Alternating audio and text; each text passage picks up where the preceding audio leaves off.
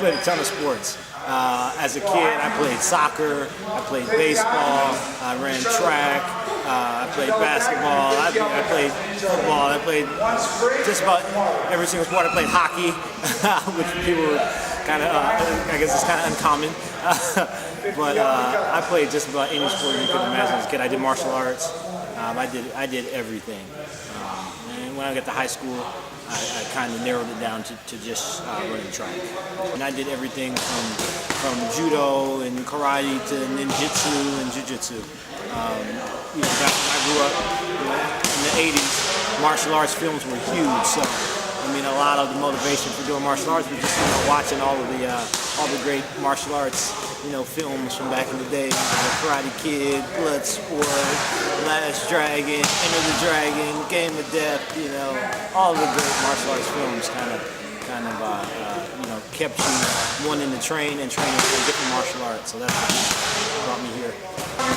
I was a big WWF fan, so and they weren't. So if I wanted to watch what I wanted to watch on television, I had to fight for it. So I'd be sitting up trying to watch wrestling all day long, and they'd come, take their remote and say we're changing the channel, and we were scrapping. So that's what kind of made me a natural grappler when I started doing jiu-jitsu.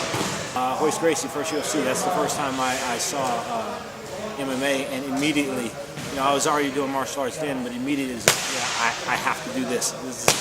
This is what I need to do. So Royce Gracie, that's actually where I got my blue belt from, where I first started training. But him and Ken Shamrock were the big influences after the first UFC. Yeah, maybe the third or fourth UFC when they had the belt. I think that was for the super fight between Royce and Ken Shamrock.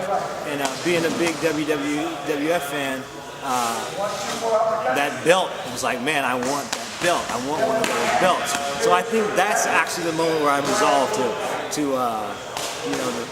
fighting and wanting to get one of those belts one of these days. I didn't tell anybody I was fighting until after the fight. Your parents are like, I don't want my mom all nervous and worried and all that kind of stuff. So after I fought, I told her, like, oh yeah, I fought, by the way, here's it was like a newspaper article, and I had a picture of me and stuff in it, and I showed it to her, and she was like happy, but still nervous, well, don't do this anymore, And I was on a track scholarship at Berkeley at the time too, so they were all worried about that, and coaches and everybody was worried, me fighting and getting injured and not being able to run.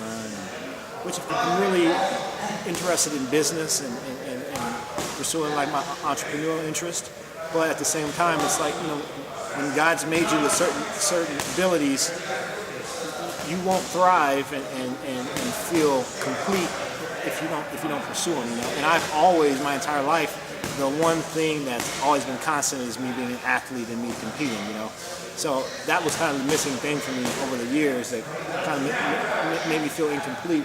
Because I didn't have, I wasn't living an ongoing daily life as an athlete, training and competing and training and competing, which I had done my entire life. So it's actually, I finally feel balanced now when I'm doing that. And I'm still doing all of my business stuff and pursuing all of my different projects, but I'm doing it in conjunction with pursuing my athletic interest also. So I'm Christian.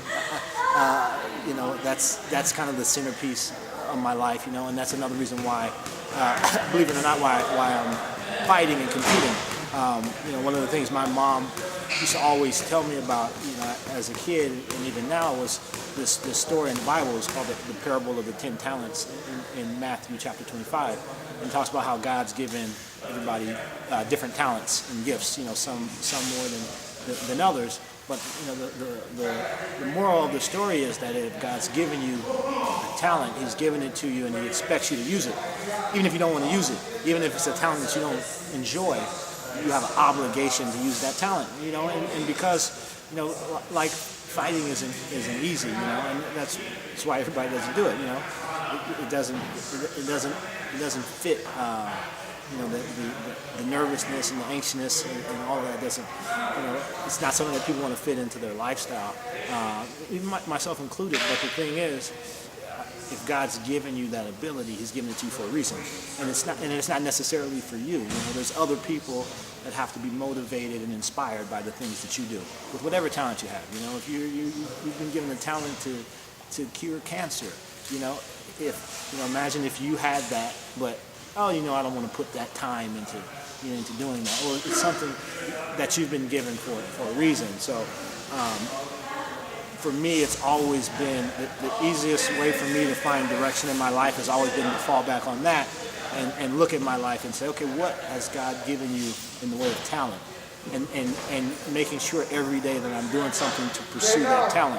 You know, and again, a lot of times it's not something that you want to do, you know, but it's not just for you. You know, the things that you've been given, the things that you've been blessed with aren't just for you.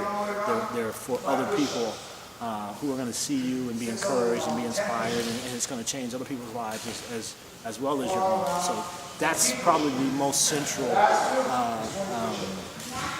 theme of my life is God first and family and just just trying to live out God's plan for my life. Not training. I'm thinking about my opponent even in tournaments. If I catch a submission. I don't want to rip it off. I want to give him an opportunity to tap out. But at the same time, when you give someone an opportunity to tap out, you also give them an opportunity to escape. You know, so that's the only thing where I'm like, you know what? I should just be a jerk and just try to break his arm. If you don't tap, you don't tap. You know, so trying to balance that line is the only challenge that I've had to. But ultimately, the only goal, not just for fighting, but for my life in general, is just to lay out all of those talents and just use every single one of them, and grow and multiply them. So that's the end goal. And if I do that, then everything else just falls into place. One of the things I think that fighters, particularly at a high level, don't talk about and don't really embrace is fear. Everybody's tough. Everybody's tough. Everybody's super masculine. They're not afraid. And at the end of the day, any fighter that's fighting in this sport, any athlete competing at a high level, you face a certain level of fear. There's a certain level of anxiousness and nervousness that comes to fighting. So, for me, if I'm not competing and I'm not fighting, I don't have that nervousness and that anxiousness in my day-to-day life. So having that is a benefit to me because having that uncertainty of what's going to happen draws me closer to God. That makes me rely on someone other than myself, because I can't control everything, So I think there's a lot of more fighters and people that aren't fighting or thinking about fighting, or not even fighting, but in their daily life that do everything they can to avoid that feeling.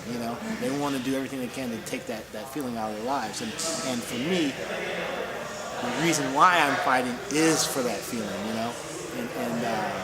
So yeah, embrace that anxiousness, embrace that fear, run towards it, and it'll make you stronger, it'll make you courageous, and it'll draw you closer to God, and that's ultimately what I need and what I want for my life.